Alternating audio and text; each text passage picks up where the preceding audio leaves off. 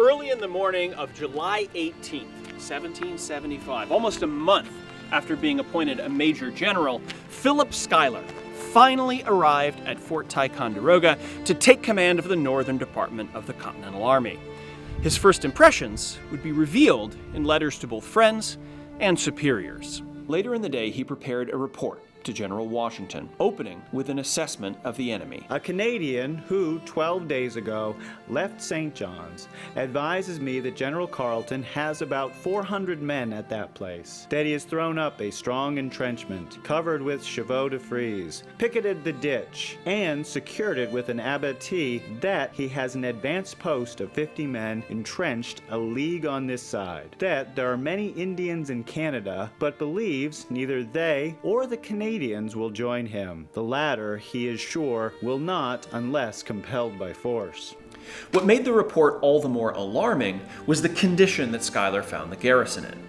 He reported this to General Washington, but a few days later more candidly expressed his feelings to a friend, George Clinton, who was a New York representative to the Second Continental Congress. That letter now resides here in the collection of the Fort Ticonderoga Museum, where we can see firsthand the challenges that Schuyler faced.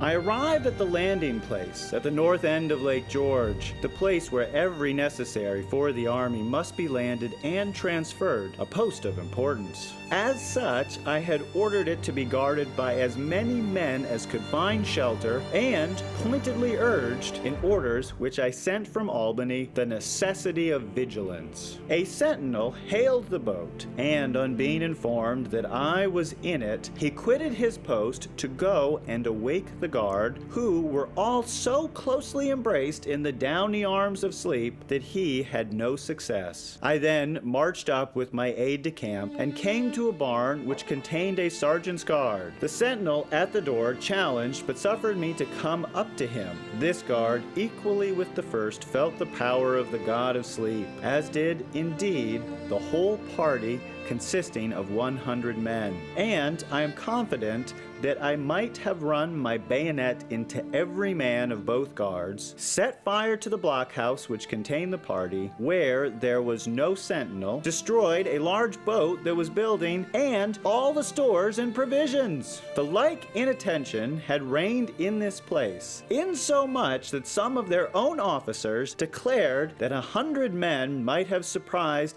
and cut off the garrisons. Despite this, Schuyler saw promise. I hope, however, to create in them a proper sense of their duty. They are not disorderly and do not appear to be unwilling to obey. Writing to Washington, he added, "The officers and men are all good-looking people and decent in their deportment, and I really believe will make good soldiers as soon as I can get the better of this nonchalance of theirs." To his friend and fellow New Yorker Clinton, he confided, noting the cultural differences between them and the New Englanders, "I have the fullest confidence that they will fight.